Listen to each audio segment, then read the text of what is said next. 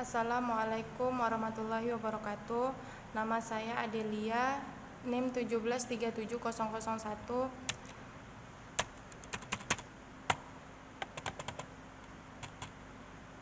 Di sini saya akan menjelaskan tentang praktek demokrasi dalam kehidupan bernegara.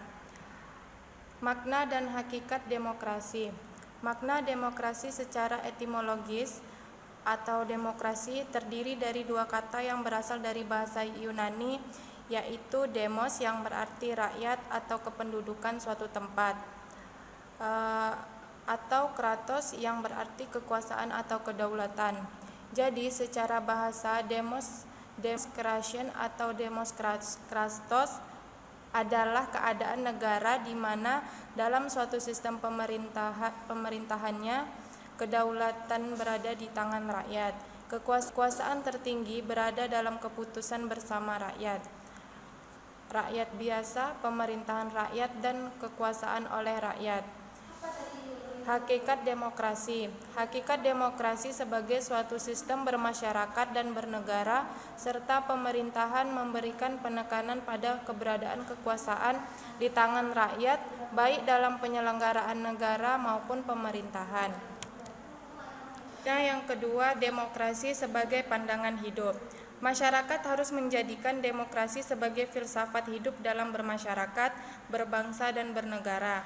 Demokrasi tidak akan datang tumbuh dan berkembang dengan sendirinya dalam kehidupan bermasyarakat, berbangsa, dan bernegara. Karena itu, demokrasi memerlukan usaha nyata setiap warga dan perangkat pendukungnya, yaitu budaya yang kondusif sebagai manifestasi dari suatu kerangka berpikir dan rancangan masyarakat. Menjadi demokratis membutuhkan norma dan rujukan praktis serta teoritis dari masyarakat yang telah maju dalam berdemokrasi. Menurut Nurkhalis Majid, pandangan hidup demokratis dapat bersandar pada bulan-bulan yang telah berkembang, baik secara teoritis maupun pengalaman praktis di negeri-negeri yang demokrasinya sudah mapan. Ada 6 norma atau unsur pokok yang dibutuhkan oleh tatanan masyarakat yang demokratis, yaitu 1. Kesadaran akan pluralisme, yang kedua musyawarah, yang ketiga cara haruslah sejalan dengan tujuan, yang keempat norma kejujuran dalam permufakatan, yang kelima kebebasan nurani bersama hak dan kewajiban, yang keenam trial and error atau percobaan dan salah. Yang ketiga, model-model demokrasi. Yang pertama, model demokrasi klasik. Demokrasi klasik adalah ajaran demokrasi pertama yang berhasil diterapkan di kota Athena dengan tingkat pemilih pun hanya melingkupi laki-laki merdeka dan tidak menyertakan wanita dan orang yang tidak memiliki properti. Yang kedua, demokrasi totalitarian merujuk pada sebuah kediktatoran absolut yang bertopeng seperti sebuah demokrasi, secara khas didominasi oleh pemikiran pemimpin pada sebuah monopoli kebijakan ideologis seperti halnya berlindung atas nama kebebasan dan hak demokrasi. Yang ketiga, demokrasi langsung didasarkan kepada partisipasi langsung dari masyarakat di sebuah negara tersebut.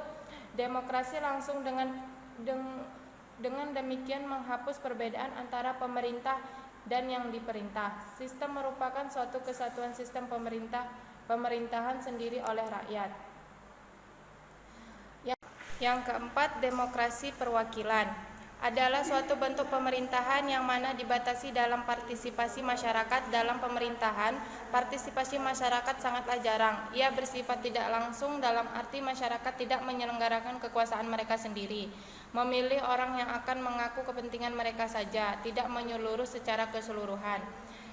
Yang kelima, demokrasi radikal adalah suatu bentuk demokrasi yang mendukung desentralisasi dan partisipasi serta penyebaran kekuasaan seluas-luasnya, bahkan mungkin tidak ada batasan yang pasti. Yang keenam, demokrasi liberal adalah suatu bentuk demokrasi yang bersifat hak langsung dan perwakilan, di mana jabatan politik diperoleh melalui pemilihan-pemilihan yang dilaksanakan secara berskala, diselenggarakannya berdasarkan kesetaraan politik normal. Yang Ketujuh, demokrasi pluralis adalah suatu bentuk demokrasi yang menunjuk pada kemampuan dari kelompok-kelompok dan kepentingan-kepentingan terorganisir untuk mengartikulasikan tuntutan-tuntutan masyarakat dan menjamin pemerintahan yang responsif.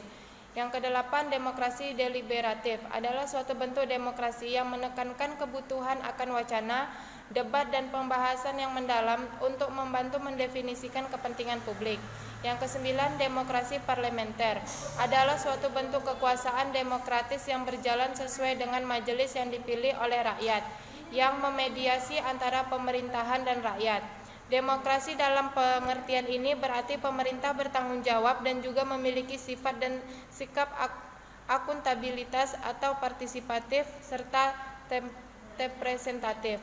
Yang ke-10, demokrasi leninis adalah suatu bentuk demokrasi di mana partai komunis diorganisasikan dengan dasar sentralisme demokratis mengartikulasikan kepentingan-kepentingan dari proletariat.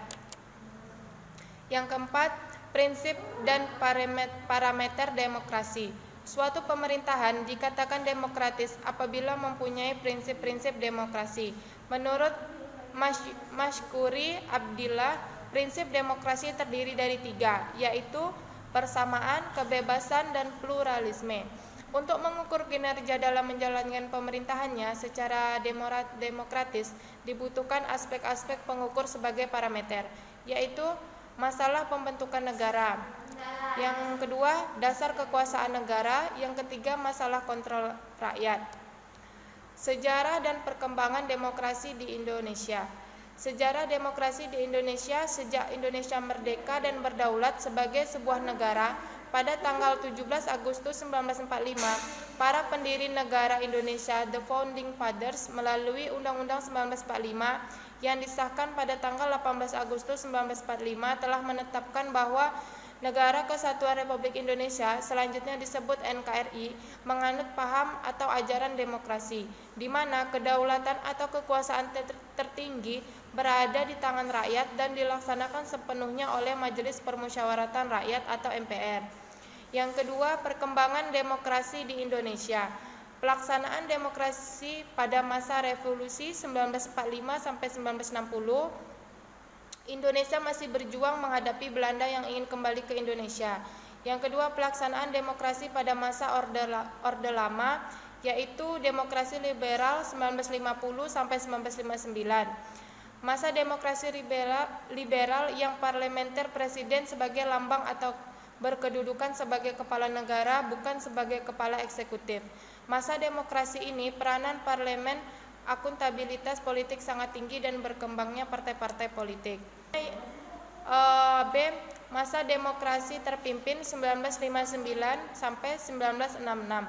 Pengertian demokrasi terpimpin menurut TAP MPRS nomor 7 pada tahun 1965 adalah kerakyatan yang dipimpin oleh hikmat kebijaksanaan dalam permusyawaratan perwakilan yang berintikan bermusyawarah untuk mufakat secara gotong royong di antara semua kekuatan nasional yang progresif revolusioner dengan berporoskan nasakom. Yang ketiga, pelaksanaan demokrasi Orde Baru 1966 sampai 1998. Dinamakan juga demokrasi Pancasila. Pelaksanaan demokrasi Orde Baru ditandai dengan keluarnya surat perintah 11 Maret 1966 oleh Orde Baru bertekad akan melaksanakan Pancasila dan Undang-Undang 1945 secara murni dan konsekuen. Yang keempat, pelaksanaan demokrasi reformasi 1998 sampai sekarang. Berakhirnya masa Orde Baru ditandai dengan penyerahan kekuasaan dari Presiden Soeharto ke Wakil Presiden B.J. Habibie pada tanggal 21 Mei 1998. Masa reformasi berusaha membangun kembali kehidupan yang demokratis. Selanjutnya, menganalisa konstitusi dan rule of law. Pengertian dan konsep dasar konstitusi negara. Konstitusi negara adalah sebuah hukum yang dijadikan dasar oleh suatu negara, terutama dimulai dari pendirian negara tersebut. Konstitusi bersifat dinamis, artinya dapat diubah sesuai kebutuhan dan sesuai dengan peraturan yang berlaku di negara tersebut. Yang kedua, konsep konstitusi. Konsep konstitusi adalah konstitusi sebagai hukum dasar dan tertulis yang berlaku dalam suatu negara, menjadi dasar pendirian negara tersebut, serta dipergunakan lebih lanjut sebagai dasar pembentukan dari undang-undang maupun hukum dan peraturan lain yang diberlakukan di wilayah negara tersebut dan sifatnya mengikat warga negara. Yang kedua, dinamika pelaksanaan konstitusi. 1. Undang-Undang 1945, 18 Agustus 1945 sampai 27 Desember 1949. Dalam kurun waktu ini, pelaksanaan undang-undang tidak dapat dilaksanakan dengan baik karena Indonesia dalam masa upaya membela dan mempertahankan kemerdekaan yang baru diproklamasikan, sedangkan pihak kolonial Belanda masih ingin menjajah kembali negara Indonesia. Yang kedua, Konstitusi RIS 27 Desember 1949 sampai 17 Agustus 1950. Rancangan konstitusi RIS ini disepakati oleh wakil-wakil pemerintahan RI dengan wakil-wakil pemerintahan negara BFO, yaitu negara-negara buatan Belanda. Konstitusi ini tidak dapat berlangsung lama karena adanya tuntutan masyarakat dari berbagai daerah untuk kembali ke bentuk negara kesatuan dan meninggalkan bentuk RIS, dan akhirnya RIS dibubarkan. Undang-Undang 15 Agustus 1950 sampai 5 Juli 1959. Sistem pemerintahan yang dianut ini adalah sistem pemerintahan parlementer dan bukan sistem kabinet presidensil. Bukan kabinet presidensil lagi seperti Undang-Undang 1945. Dalam pelaksanaannya, sistem parlementer ini menyebabkan tidak tercapainya stabilitas politik dan pemerintahan karena sering bergantinya kabinet yang didasarkan pada dukungan suara parlemen. Selanjutnya, Undang-Undang 1945, 5 Juli 1959 sampai 1966. Pelaksanaan Undang-Undang 1945 pada masa kepemimpinan Soekarno, Orde Lama 1959 sampai 1966, terdapat beberapa penyimpangan, yaitu Presiden merangkap sebagai pengusaha eksekutif dan legislatif. Yang kedua, mengeluarkan undang-undang dalam bentuk penetapan presiden tanpa persetujuan DPR. Yang ketiga, MPRS mengangkat presiden seumur hidup. Yang keempat, hak budget DPR tidak berjalan. Yang kelima, pimpinan lembaga-lembaga tinggi negara dan tertinggi negara diangkat menjadi menteri-menteri negara dan presiden menjadi ketua DPA. Pengertian rule of law. Pengertian rule of law adalah suatu legalisme hukum yang mengandung suatu gagasan bahwa keadilan dapat dilayani dengan cara pembuatan sistem peraturan dan juga prosedur yang objektif, tidak memihak, juga tidak personal atau otonom. Latar belakang dan fungsi rule of law. Latar belakang rule of law adalah suatu doktrin hukum yang memulai munculnya pada abad ke-19 bersamaan dengan kelahiran negara konstitusi dan demokrasi. Ia lahir sejalan dengan tumbuh suburnya demokrasi dan meningkatkan peran parlemen dalam penyelenggaraan negara dan sebagai reaksi terhadap negara absolut yang berkembang sebelumnya.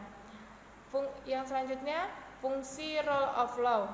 Fungsi rule of law pada hakikatnya merupakan jaminan secara formal terhadap rasa keadilan bagi rakyat Indonesia dan juga keadilan sosial sehingga diatur pada pembukaan Undang-Undang 1945. Dinamika pelaksanaan rule of law.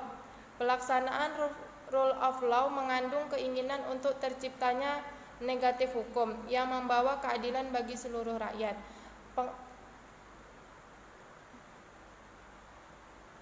Rule of law harus diartikan secara hakimi atau material, sangat erat kaitannya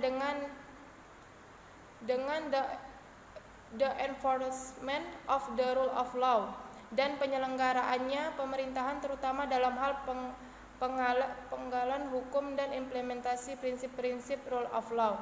Secara kuantitatif, peraturan perundang-undangan yang terjadi dengan rule of law banyak dihasilkan negara kita. Namun implementasi atau penegakannya belum mencapai hasil yang optimal sehingga rasa keadilan sebagai perwujudan pelaksanaan rule of law belum didasarkan sebagian besar masyarakat. Selanjutnya, menganalisis konsep dan wujud wawasan kebangsaan Indonesia. Yang pertama yaitu masyarakat majemuk. Masyarakat majemuk adalah masyarakat yang terdiri dari berbagai macam karakteristik kebudayaan, baik perbedaan dalam bidang etnis, golongan, agama, tingkat sosial yang tinggal dalam suatu komunitas tertentu. Masyarakat Indonesia merupakan masyarakat yang terdiri dari kelompok suku, agama, daerah, ras yang beraneka ragam, merupakan ciri khas masyarakat Indonesia. Masyarakat yang memiliki ciri-ciri seperti itu disebut masyarakat majemuk. Karena masyarakat majemuk ini sangat penting untuk memahami karakter dan dinamika masyarakat Indonesia.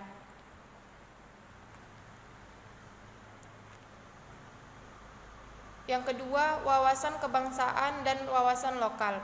Wawasan kebangsaan Indonesia adalah cara pandang tentang diri dan tanah airnya sebagai negara kepulauan dan sikap bangsa Indonesia terhadap diri dan lingkungannya, dengan mengutamakan persatuan dan hubungan wilayah dalam penyelenggaraan kehidupan berbangsa, bernegara, dan bermasyarakat. Serta kebangsaan adalah cara pandang bangsa Indonesia tentang diri dan lingkungannya, mengutamakan hubungan dan persatuan wilayah dalam penyelenggaraan kehidupan bermasyarakat, berbangsa, dan bernegara. Selanjutnya, wawasan lokal adalah cara pandang masyarakat Indonesia tentang daerahnya untuk mengetahui pengembangan potensi dan kebudayaan daerah yang dimilikinya. Selanjutnya, hubungan wawasan kebangsaan dan wawasan lokal. Dalam penyelenggaraan kehidupan nasional, agar senantiasa mengarah pada pencapaian tujuan nasional, diperlukan suatu landasan dan pedoman yang kokoh, berupa konsep wawasan kebangsaan untuk mewujudkan aspirasi bangsa serta kepentingan dan tujuan nasional.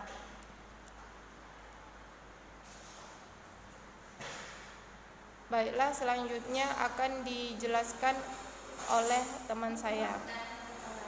Saya akhiri dengan Assalamualaikum warahmatullahi wabarakatuh. Assalamualaikum warahmatullahi wabarakatuh. Saya Wuri Astuti, NIM 1737025. Saya akan meneruskan penjelasan dari otonomi. Yang pertama, pengertian otonomi daerah merupakan sebuah kegiatan yang dilakukan untuk melakukan riset, rancangan, prediksi, hingga proses evaluasi suatu usaha, baik yang sudah dijalankan maupun baru yang akan dijalankan. Yang kedua, ada tujuan dan prinsip-prinsip pelaksanaan otonomi daerah. Berdasarkan Undang-Undang Nomor 2 Tahun 1999 adalah penyelenggaraan otonomi daerah yang dilakukan dengan memperhatikan aspek-aspek demokrasi, keadilan, pemerintahan, serta potensi dan keanekaragaman daerah. Yang ketiga, pelaksanaan otonomi daerah di Indonesia. Pelaksanaan otonomi daerah di Indonesia sudah diselenggarakan lebih dari satu dasawarsa. Otonomi daerah untuk pertama kalinya diberlakukan di Indonesia melalui Undang-Undang Nomor 22 Tahun 1999 tentang pemerintahan daerah yang hingga saat ini telah mengalami beberapa kali perubahan. Pelaksanaan otonomi daerah di Indonesia tersebut telah mengakibatkan perubahan dalam sistem pemerintahan di Indonesia yang kemudian juga membawa pengaruh terhadap kehidupan masyarakat di berbagai bidang. Selanjutnya, di sini ada model desentralisasi. Menurut Rondinelli membedakan ada 4 model desentralisasi, yaitu yang pertama deconcentration, yang kedua ada delegation to semi-autonomous and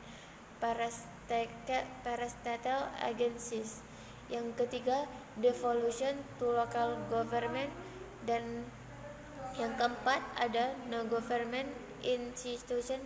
Di sini membedakan ada beberapa macam. Yang pertama ada dekonsentrasi, merupakan desentralisasi dalam bentuk dekonsentrasi. Pada hakikatnya hanya merupakan pembagian kewarganegara, kewenangan dan tanggung jawab administrasi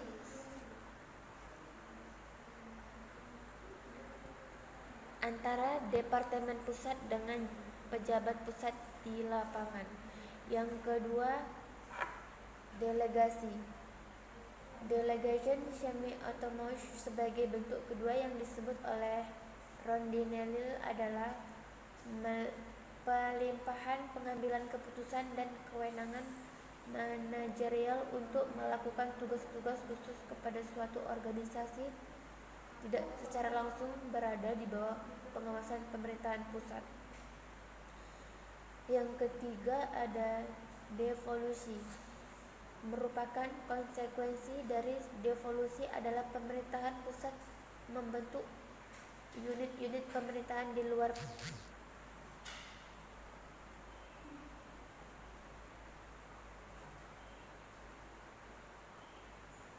pemerintahan pusat dengan menyerahkan berbagai fungsi-fungsi tertentu kepada unit-unit itu untuk dilaksanakan secara mandiri. Yang keempat ada privatisasi, yaitu merupakan suatu tindakan pemberian kewenangan dari beberapa pemerintah kepada badan-badan sukarela, swasta dan swadaya masyarakat. Tetapi dapat pula merupakan peleburan badan pemerintahan menjadi badan usaha swasta, misalnya ada BUMN dan BUMD dilebur menjadi PT. Selanjutnya ada pembagian urusan pemerintahan. Salah satu pembagiannya adalah pembagian urusan pemerintahan daerah berdasarkan Undang-Undang Nomor 23. Pemerintahan tersebut terdiri dari 3 macam, yaitu yang pertama ada urusan pemerintahan absolut, yang kedua ada urusan pemerintahan konskuren, yang ketiga ada urusan pemerintahan umum. Selanjutnya saya akan menjelaskan tentang analisis ketahanan nasional. Yang pertama ada pentingnya ketahanan nasional. Ketahanan nasional ini mutlak diperlukan bangsa Indonesia dalam menjalankan kehidupan berbangsa dan bernegara serta dalam pemerintahan.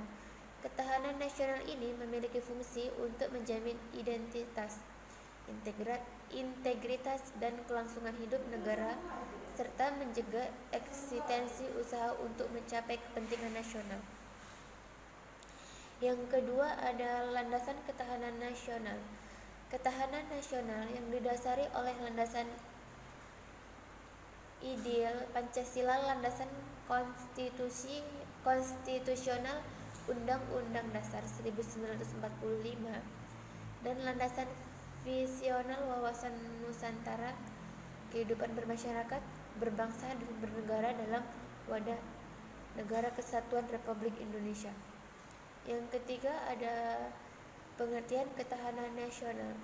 Ketahanan nasional adalah kondisi dinamis suatu bangsa yang terdiri atas ketangguhan serta keuletan dan kemampuan anstak mengembangkan kekuasaan nasional dalam menghadapi segala macam dan bentuk masalah, ancaman, tantangan, hambatan dan yang datang dari dalam maupun dari luar, baik secara langsung maupun tidak langsung. Selanjutnya ada asas dan sifat ketahanan nasional. Sifat ketahanan nasional di sini terdiri dari mandiri, wibawa, dinamis, dan manunggal. Asas ketahanan nasional merupakan tata laku yang didasari nilai-nilai yang tersusun berdasarkan Pancasila dan Undang-Undang Dasar 1945 beserta wawasan Nusantara. Selanjutnya ada kedudukan dan fungsi ketahanan nasional. Kedudukan merupakan suatu ajaran yang diyakini kebenarannya oleh suatu bangsa Indonesia serta merupakan cara terbaik yang perlu diimplementasikan secara terlanjur dalam rangka membina kondisi kehidupan nasional yang ingin terwujud. Fungsinya di sini ada sebagai doktrin dasar nasional perlu dipahami untuk menjamin tetap terjadinya pola pikir, sikap, pola tindakan dan pola kerja dalam menyatukan langkah bangsa yang bersifat interregional. Saya Nurmadaini, NIM 7370016. Melanjutkan tentang menganalisis karakteristik politik dan strategi nasional. Konsep dasar politik dan strategi nasional. Politik dan strategi dalam konteks menggunakan sehari-hari adalah suatu konsep yang berupa ide tetapi juga bisa berupa peristiwa. Konsep terbentuk dalam pikiran manusia untuk memudahkan manusia memahami berbagai fenomena yang dialami dalam hidupnya. Pengertian politik secara etimologis, kata politik berasal dari bahasa Yunani, yakni kesatuan masyarakat yang berdiri sendiri yaitu negara, sedangkan mengandung arti urusan. Dalam bahasa Indonesia, politik dalam arti politik mempunyai makna kepentingan umum warga negara suatu bangsa. Politik merupakan suatu rangkaian asas, prinsip, keadaan, jalan, cara, dan alat yang digunakan untuk mencapai tujuan tertentu yang kita kehendaki. Politik dan politik memiliki hubungan yang erat dan timbal balik. Pengertian strategi. Strategi berasal dari Yunani, yakni strategi yang artinya adalah seni seorang panglima yang biasanya digunakan dalam peperangan di War of General. Di area modern sekarang ini, penggunaan kata strategi tidak lagi terbatas pada konsep atau seni seorang panglima dalam peperangan. Pengertian nasional. Nasional berasal dari bahasa Inggris, yakni nasional, yang akar katanya adalah nasional, yang dalam bahasa Indonesia berarti bangsa. Dengan demikian, yang dimaksud dengan nation adalah sesuatu yang berhubungan atau berkaitan dengan skala nasional yang berujuk pada bangsa dan negara. Dasar pemikiran penyusunan politik dan strategi nasional. Penyusunan politik dan strategi nasional perlu memahami pokok-pokok pikiran yang terkandung dalam sistem manajemen nasional yang berlandaskan ideologi Pancasila nasional yang telah berlangsung dalam disusun berdasarkan sistem kenegaraan menurut Undang-Undang 1945. Tahun 1945 telah berkembang pendapat yang mengatakan bahwa jajaran pemerintah dan lembaga-lembaga yang tersebut dalam Undang-Undang 1945 merupakan suprastruktur politik. Dasar politik memiliki misi nasional. Menyusun politik strategi nasional perlu memahami pokok-pokok pikiran yang terkandung dalam sistem manajemen nasional yang berlandaskan ideologi, analisis, awasan Nusantara, dan pengetahuan nasional. Skala prioritas pembangunan nasional. Pertama, di bidang politik. Proses demokratisasi yang berlangsung selama beberapa tahun terakhir ini mengubah sistem politik secara masyarakat secara mendasar. 2. Dalam bidang hukum. Terjadi perubahan yang cukup landasan di bidang ketergantungan antara lain dengan membentukkan pemahaman konstitusi dan komisi yudisial. 3. Di bidang ekonomi, stabilitas ekonomi dan yang terus meningkat. 4. Di bidang pembangunan daerah terjadi perubahan yang cukup mendasarkan pada tata pelaksana pemerintah dan pembangunan dari sentasi menjadi desentralisasi pemerintah provinsi, kabupaten, dan kota melakukan terobosan-terobosan sesuai dengan kewenangannya. Baiklah, itulah presentasi dari kami. Kami sudahi. Assalamualaikum warahmatullahi wabarakatuh.